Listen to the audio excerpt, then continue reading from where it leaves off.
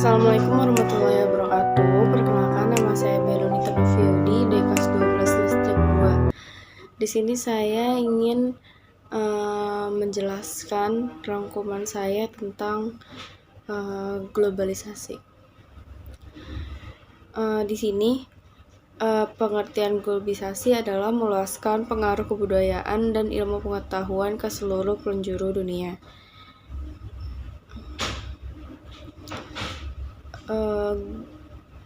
Ada bahasa tentang global village atau desa global. Desa global itu adalah konsep mengenai perkembangan teknologi dan komunikasi di mata dunia, dianalogikan sebagai sebuah desa yang besar. Terus penyebab terjadinya globalisasi itu ada 4. Yang pertama, kemajuan iptek. Yang kedua, imigrasi penduduk. Yang ketiga, pasar bebas. Yang keempat, transparansi pers. Yang pertama, ada globalisasi di bidang budaya. Globalisasi di bidang budaya merupakan penyebaran suatu gagasan atau nilai ke seluruh penjuru dunia untuk memperluas atau menciptakan hubungan sosial yang erat. Terus, globalisasi dalam bidang budaya memberikan manfaat, misalnya memperkaya budaya bangsa.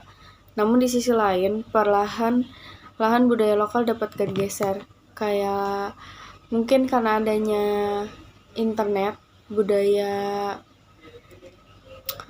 lokal seperti berbicara atau bermain jadi tergeser atau berkurang. Terus ada globalisasi bidang komunikasi. Globalisasi bidang komunikasi merupakan proses penyampaian pesan atau informasi dari satu pihak ke pihak yang lain. Selain komunikasi, ada juga globalisasi di bidang ekonomi. Globalisasi ekonomi berkaitan erat dengan perdagangan bebas atau free trade. Terus perdagangan bebas itu adalah sistem perdagangan yang makin luas dan menghilangkan hambatan-hambatan tidak lancarnya perdagangan internasional. Contoh globalisasi ekonomi itu belanja online dari luar negeri, biasanya seperti casing HP dari Cina, terus masker dari Cina.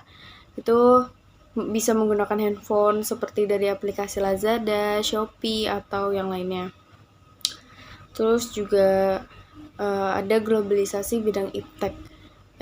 Globalisasi ini termasuk ilmu pengetahuan, teknologi di Indonesia. Terus juga contoh globalisasi di bidang iptek itu ada 2. Kemudahan dalam berkomunikasi dan mendapatkan informasi dari orang sekitar atau bertukar informasi. Yang kedua, kemudahan dalam mendapatkan berita terbaru mengenai peristiwa di berbagai dunia, seperti ada informasi tentang Blackpink atau BTS atau adanya coronavirus dari negara Cina, seperti itu. Terus yang kelima, ada globalisasi bidang transportasi. Kemajuan teknologi menyebabkan perkembangan transportasi semakin canggih. Seperti sekarang sudah ada LRT atau sudah mulai ada Gojek, Grab, pakai memesan menggunakan media handphone. Terus faktor yang membuat globalisasi transportasi semakin berkembang itu 1. Manusia menginginkan perubahan karena mereka menuntut hidup yang lebih mudah dan praktis. Terus yang kedua, perkembangan teknologi yang ditandai semakin majunya pendidikan. Seperti adanya pendidikan ke luar negeri, Ausbildung, ke Jerman, ke Jepang. Terus yang keenam, dampak globalisasi. Dampak positifnya itu berkembangnya ilmu pengetahuan dan teknologi, meningkatkan efektivitas dan efisiensi waktunya. Terus 3, perekonomian suatu negara semakin meningkat.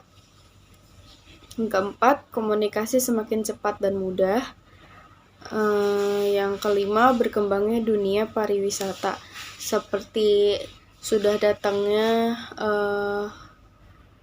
orang luar negeri untuk datang ke Candi Borobudur atau Bandung, banyak ke wisata-wisata.